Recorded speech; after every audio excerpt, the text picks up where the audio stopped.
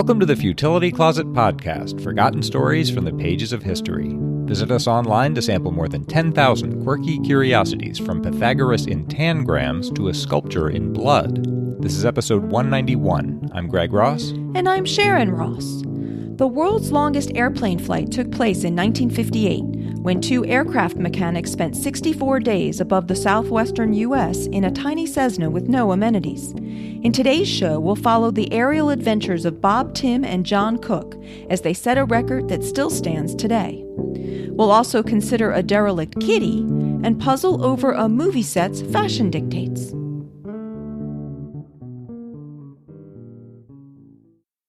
In 1956, a man named Warren Bailey opened the Hacienda Hotel and Casino at the southern end of the Las Vegas Strip. This was far out of town at the time, a long way from the Sands, the Dunes, and the Flamingo and other gambling halls. Bailey wanted to be the first hotel you'd see driving up from Southern California. Because it was out of the way, Bailey needed to publicize the hotel, and he was constantly asking his staff for ideas. In 1958, one of them, a slot machine mechanic named Bob Timm, told him about a flight record that had recently been set in Yuma, Arizona. A pair of pilots had stayed aloft in a small plane for 46 days. Timm had been a bomber pilot in World War II, and he pitched the idea to Bailey as a publicity stunt. They could buy a small plane and paint the hotel's name on the side, and Timm and another pilot could fly it and try to beat the record. Timm also wanted to spread awareness of how safe private airplanes had become, particularly since the war. Bailey liked the idea and put up $100,000 to buy a Cessna 172, a new model of small plane that had appeared just 2 years earlier. And to make the cause more appealing, the team decided the flight would benefit the Damon Runyon Cancer Research Foundation. Timm was a certified airplane mechanic, and they spent almost a year modifying the plane. They installed a 95-gallon tank on its belly to hold extra fuel with an electrical pump to transfer it to the wing tanks. They stripped out the plane's interior, except for the pilot's seat. In place of the co-pilot seat, they put in a 4-foot square foam mat to sleep on. They installed a sink at the back of the cabin so they could bathe and shave. They rerouted the oil lines so they could change the oil from inside the cabin, and they installed an accordion-style collapsible door on the plane's right side. When that was pulled aside, they could lower a platform that the co-pilot could stand on and then operate a winch to haul up supplies from below. Some of the earlier flight endurance records had been set using plane-to-plane refueling, where the plane that was setting the record was refueled by another plane in the air. That was dangerous. Instead, the team that had just set the record in Yuma had refueled their plane from a car on the ground. A Buick Super Convertible would barrel along a runway at 70 miles an hour, and the plane would descend until it was just overhead. Then the ground crew would hand up steel milk cans full of aviation fuel.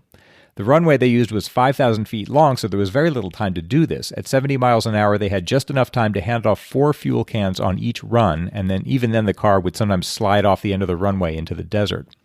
In order to transfer enough fuel to keep the plane running, the car and plane had to make a dozen runs down the runway twice a day.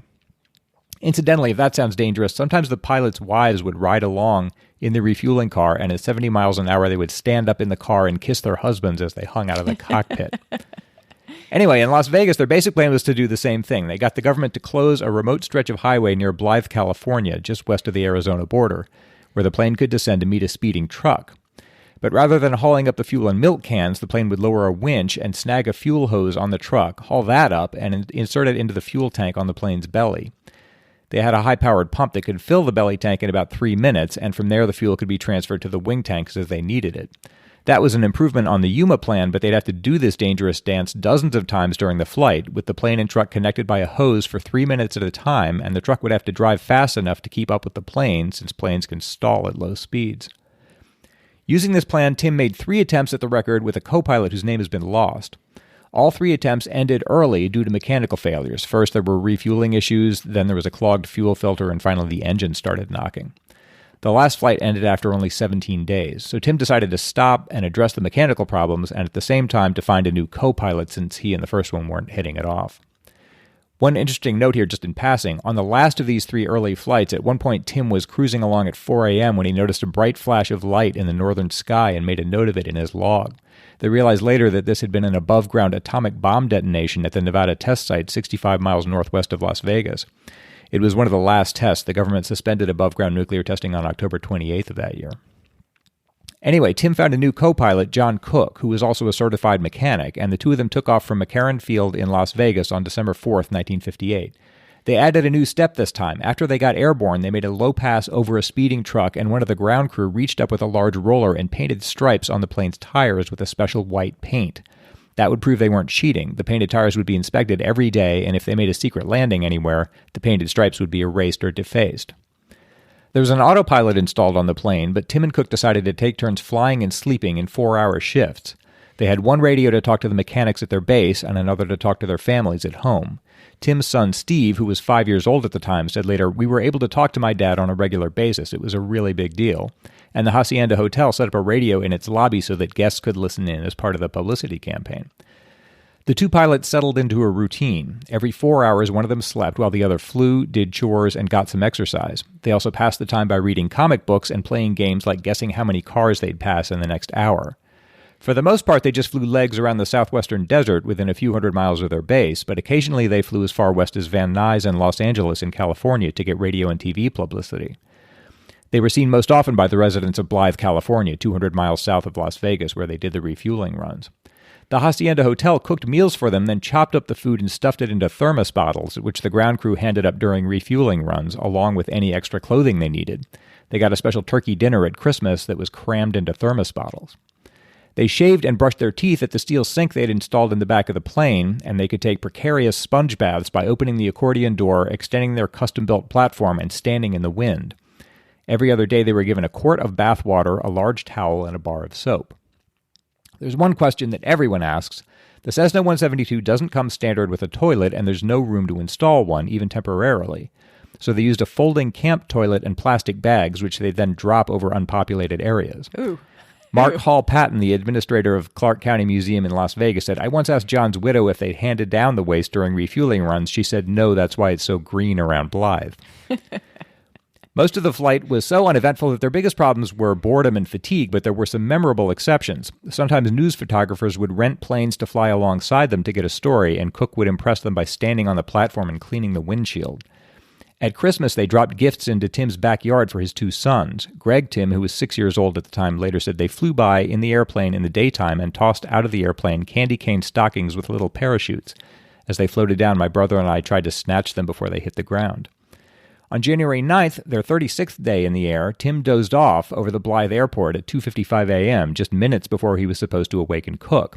Fortunately, they were flying at 4,000 feet, and the plane cruised along on autopilot for more than an hour. Timm woke up at 4 a.m. halfway to Yuma. He later told a reporter, "I awoke and was flying in a canyon heading due south. I flew for 2 hours before I recognized any lights or cities." But they finally got their bearings and found their way back to Blythe. 3 days later, after a refueling run on January 12th, Timm took off his clothes and stepped onto the outside platform for a sponge bath.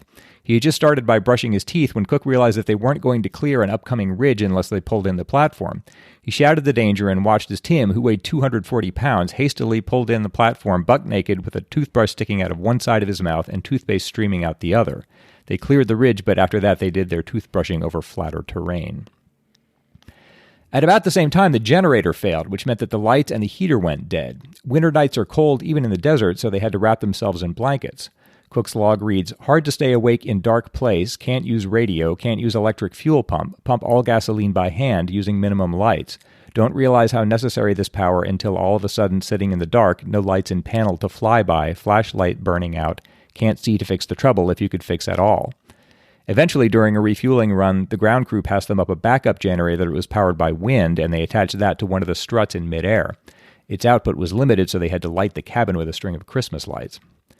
Cook's journal shows that the lack of sleep and physical activity, the constant engine noise, and the daily chores were beginning to tell on both of them. One entry reads, "Stalled out, overloaded across the side of an uphill slope trying to get turned around with a full load in belly tank, and that made us realize what our chances would be at night, very slim. So we stick around airport at night for that beautiful smooth runway." Toward the end of the flight, they started to check each other's work to reduce the chance of error. Finally, on January 23, 1959, they broke the record that had been set in Yuma, 46 days. By then, the spark plugs and combustion chambers were getting clogged with carbon and the engine was losing power, but they decided to keep going as long as they could to protect their accomplishment. That would be challenging. Cook wrote, "We had lost the generator, tachometer, autopilot, cabin heater, landing and taxi lights, belly tank, fuel gauge, electrical fuel pump, and winch." They managed to fly on for another 18 days into the beginning of February. By that time, the engine had loaded up with so much carbon that there was barely enough power to climb with a full load of fuel.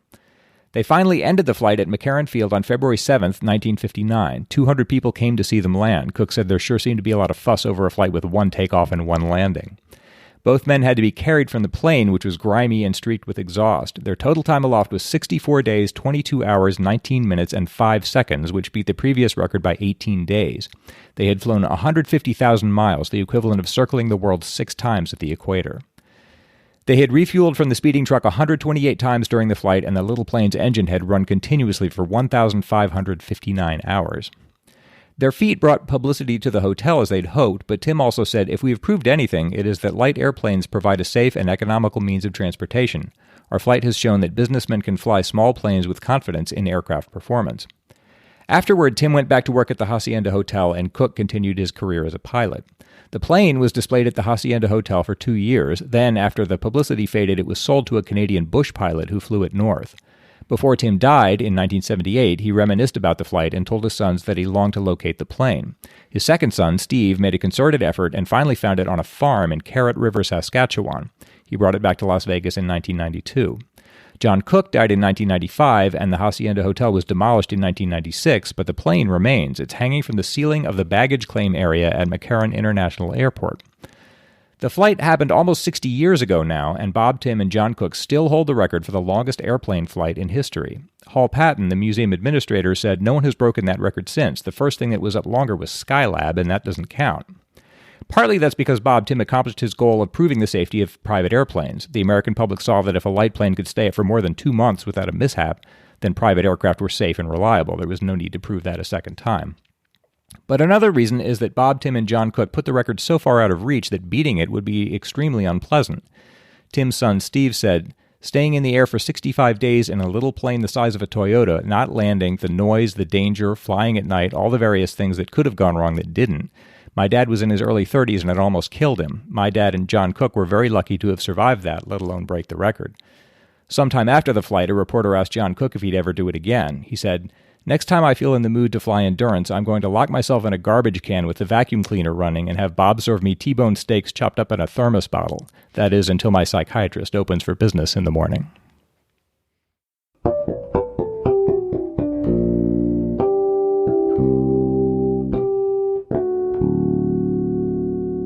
Futility Closet is supported primarily by our phenomenal listeners.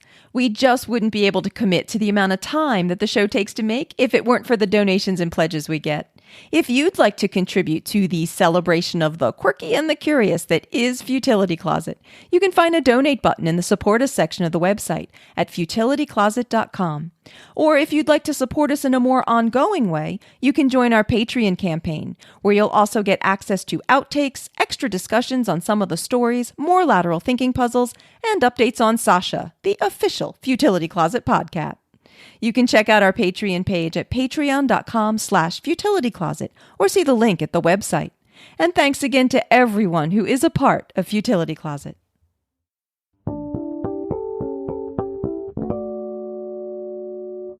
We have a couple of updates on Larry, the current chief mouser for the UK, a subject of great interest to a certain member of our household who definitely sees herself as claiming that title here.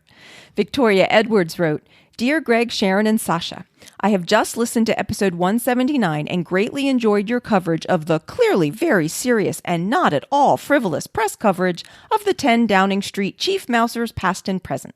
I have long been familiar with Larry, but hadn't realized his predecessors had also been covered in a similar way. Here is a link to an article ending with the Telegraph's timeline about Larry, containing such highlights as a photo of rival mouser Palmerston being ejected from 10 Downing Street. I guess all those security measures you mentioned in episode 179 don't work against Moggies. Thank you for all the great episodes so far, and I look forward to many more to come." The article that Victoria sent reports on how the Battersea Dogs and Cats Home has been trying since 2014 to get Parliament to adopt a cat to deal with what the Telegraph describes as a rampant mouse problem.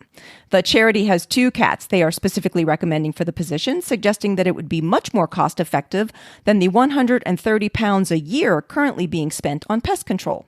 The Telegraph claims that MPs are pleading for a cat, as mice have been swarming through their offices and causing havoc in the tea room. And they quote an MP as saying, "My biggest worry is that it was only the bongs of Big Ben that was scaring the mice off to any extent at all."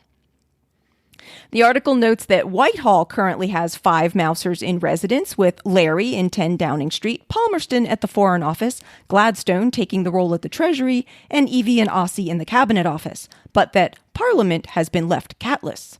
A spokesperson for Parliament attributes that sad state of affairs to the fact that Parliament is housed in a public building that receives hundreds of thousands of visitors each year and is also surrounded by a great deal of traffic, and thus isn't really feline-friendly. As Victoria noted, the second half of the article has a fun, photo-filled timeline of some of the notable events of Larry's tenure as chief mouser, which includes a shocking amount of scrapping with other kitties, most notably Palmerston, who moved into the nearby Foreign Office in 2016. Larry was installed as chief mouser in 2011 after being recommended by the Battersea Dogs and Cats Home, apparently based on the fact that he was very interested in mouse-type toys. But it turns out that that might not be the best gauge of a Moggy's mousing abilities, as James, another of our British listeners, sent a link to a recent article from the Mirror and wrote, "Pest controllers were brought in at 10 Downing Street 29 times in October and November last year, as Larry the chief mouser's not up to scratch. Although it sounds like the pest controllers are also not up to scratch if they're being called out 29 times. And I'm very sorry to have to report that the Mirror states unequivocally that Larry the cat is failing in his role as chief mouser. They say that between sleeping and fighting with Palmerston, he just seems to be completely neglecting his main duties of rodent control. As James said, in October and November 2017, pest controllers were called in for 29 incidents involving mice or rats, and a further 3 times for birds, which really makes me wonder about Larry's credentials as a self-respecting cat. There were 7 calls for insects, which I'll give him a pass on, and interestingly, 1 call to deal with a critter classified as other, which left me wondering what the heck else they are dealing with on Downing Street. And in what is probably not going to help promote improved feline relations, the Mirror reports that last September, Whitehall rival Palmerston was revealed to have killed at least 27 mice since his arrival in Westminster in April 2016. I wonder if there's some provision for impeaching a cat or removing them somehow. Removing them from office if they're neglecting their duties. Maybe not. I also have some updates concerning some lateral thinking puzzles, so spoiler alerts here. A couple of listeners wrote in about John Napier's supposedly clairvoyant rooster that was going to help him catch a thief from episode 184. Laura Mertz wrote, "Hello, podcastites and podcat. After hearing your lateral thinking puzzle involving a soot-covered rooster lie detector test, I thought I would point out a person doing such a thing in the 1700s would have plenty of historical precedent to follow. Carrie Seagrave's book on a history of lie detectors documents Chinese, Arab, and Indian tests in antiquity, whereby the accused had to grab a donkey's tail in a semi-dark room. If the donkey brayed, they were guilty. In fact, the tail had been previously saturated with powdered carbon. Clean hands meant a guilty conscience. I have read various dates for these tests ranging from 500 BC to 1500 BC. The Chinese also used a rice test where the accused would put rice grains in their mouth and then spit them out. If the rice stuck to their gums and tongue, they were considered guilty because guilt and nerves cause dry mouth, causing the grains to stick. Don't believe everything you read online about novel lie detectors, though. The myth about police using a Xerox machine with a page saying he's lying coming out whenever the interviewer thought the suspect wasn't being truthful is just a legend. The Radnor, Pennsylvania Police Department, where the event supposedly took place, has denied that it happened and is rather befuddled at the attribution. It did make a great episode of The Wire, however. My husband and I love the podcast and look forward to it every week. Thank you for the always entertaining and enlightening experience." In his book, Lie Detectors, A Social History, Seagrave says of these early lie detector tests, even at this early time, it was often the psychological effect of the test that was more important than the actual working of the test. That is, if the accused believed the test was infallible and would brand him as a liar, then it did. And he notes that this principle still applies to the modern lie detector tests, where the first order of business is still to establish a belief in the test itself. That's really interesting. That the lie detector tests go back so far? Yeah, and that it sort of would work. Right. At least in principle. Right. As long as the accused believed that the test was going to work, then it would work. Yeah. Also on the story of the thief-catching rooster, Eric Cohen wrote, I first encountered that story in a children's book, The Case of the Marble Monster, by I.G. Edmonds, 1961. Except in that case, it wasn't John Napier, but the Honorable Judge Ota Tadasuke, and it wasn't a clairvoyant rooster, but the dusty statue of the god Jizo. Wikipedia tells me that there really was a Judge Ota Tadasuke, but it does not tell us which of the tales about his wisdom are historically grounded or whether that particular story is one of those traditionally told in Japan or one which the author wrote himself. We will need further research to learn how the story went from Ota to Napier or Napier to Ota, or originated somewhere else entirely. Like Eric, I found that Ota had been an actual Japanese judge and that he was renowned for his wisdom and rather creative ways of administering justice. There are a couple of stories that are commonly attributed to him, but I couldn't find one about the dusty statue. We might need one of our Japanese listeners to let us know if that particular story is traditionally told in Japan or seems to have been invented by Edmonds. Ota was first appointed to a judgeship in 1702, which was more than 80 years after Napier's death, and I doubt Japan was receiving much word about the doings in Scotland at that time. So if both men did actually use this method, then they likely came up with it independently, though it seems to me entirely possible that Edmonds may have invented a few stories about Ota for his book. What I did find on Ota made it sound like there are many different stories told about him, so as Eric said, it's difficult to know which ones are actually grounded in history. But then again, we don't even know for sure that the story about Napier is actually true. It's entirely possible that both of those stories were based on the older tests that Laura had written in about. Yeah. On a different animal-themed puzzle, Ben Olsen wrote, Hi, Sharon, Gregg, and Sasha, and hi to Doug, too. When I was listening to the lateral thinking puzzle in 186, I assumed that possibly the vultures were dying because they were eating humans, like Sharon guessed. I mistakenly assumed that Nepal was one of the regions where people perform sky burials, which are funerals where humans are left to be eaten by the vultures. And Ben included a link to the Wikipedia page on sky burial and said, Warning, the images are not for the faint of heart. Thanks for making Mondays a little bit better. Sky burial is the practice of leaving a human corpse to decompose from the elements or to be eaten by animals, often scavenger birds such as vultures. According to an article I found on the subject on Atlas Obscura, the sky burials in places such as Tibet reflect the Buddhist tenet for compassion for all animals. So the idea is that a body, which is just a shell for the spirit, isn't of any use to the owner once the spirit has left it, and so should be used to nourish other creatures, such as vultures. The rituals involved in these practices of preparing the bodies to be more easily eaten by the scavengers may strike Westerners as being a little grisly or gruesome, but I suppose that it actually is rather natural, and it's also very pragmatic in places such as Tibet, where much of the land is solid rock and there are few trees, so that makes burial or cremation impractical. Makes sense. On a similar note, James Hendrickson wrote, Thank you so much for all the hard work and passion you put into your podcast. I often find myself passing on summaries to friends and family over dinner, coffee, and commutes. Just a quick note of serendipity. I happened to come across an interpretive dance style known as the buzzard lope, and it reminded me of the vulture cow puzzle presented in a recent episode. I thought it might be amusing, if only loosely related, but here's a video of it being demonstrated. It appears to have very old origins and can further emphasize the critical, perhaps sacred, role of scavengers in an ecosystem. Thanks again for helping to bring attention to issues impacting the balance of species in such interesting ways. And the video James sent a link to notes that the buzzard lope is a dance that has its roots in West Africa and that came with the slave trade to the southern U.S. The dancers represent buzzards approaching a dead animal, and the accompanying song, Throw Me Anywhere, Lord, is a reference to the fact that slaves didn't usually get proper funerals. And for one final note on sky burials, Tony Waltieri wrote, I booked a trip to Mount Kailash in 2015. Shortly before our departure date, a massive earthquake struck Nepal and travel to western Tibet was banned. We went anyway and were fortunate enough to exploit a window where travel was again allowed. The upshot was that we were in Darchen when it was almost entirely empty of tourists. It felt abandoned. Kailash is a popular spot for sky burials, but owing to the vultures being poisoned, feral dogs in the region had taken over their task.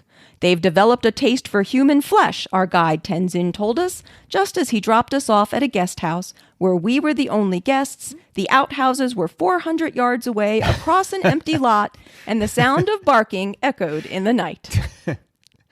Thanks so much to everyone who writes in to us. We are continually amazed at the depth and breadth of knowledge of our listeners. If you have anything you'd like to contribute, please send it to podcast@futilitycloset.com.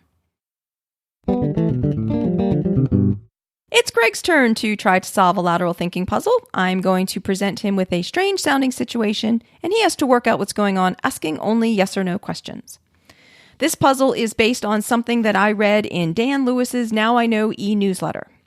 One of the actors in the film Return of the Jedi was required to be accompanied by crew members wearing brightly colored vests at all times during much of the filming of the movie. Why? All right, I don't know this. Yeah, I was worried. Whenever I have like an interesting piece of trivia or an anecdote, I always worry you might know it. But okay, I get these movies mixed up. Does this have something to do with the character that the actor was playing? Yes. Two people wearing brightly colored vests. Accompanied by crew members wearing brightly colored vests, yeah, at all times during the filming of the movie. Everywhere he went? Yeah. Including offset? Yeah. Would this still have been necessary if he never went offset? Probably less necessary, but they might have even wanted to have done it on set, I can imagine. Did it have to do with protecting his safety? Yes. Really? Yes. Was it something to do with the costume? Yes. All right. How do you even... Okay, so you've got two guys wearing vests. Is that to alert other people that he's in the area so that they won't? You know, this is for the benefit of other people so that they'll keep mindful of the danger? No, I don't think so, if I understand your question correctly. It's to protect the actor. Yes, it is. From other people who might otherwise collide with him, like run into him, just walking? No. Because that's what I have in my mind. No, it's not like that. Is it is it because the person in the costume can't see well? No, that's not it. Or can't perceive their own environment well? Right, that's not it. Because that would make sense. Yeah, that would make sense. So the actor is wearing the costume and just walking around between takes. Yes. And would be in danger of some injury? Not exactly. Not exactly. Would be in danger. They were worried he would be in danger, yes.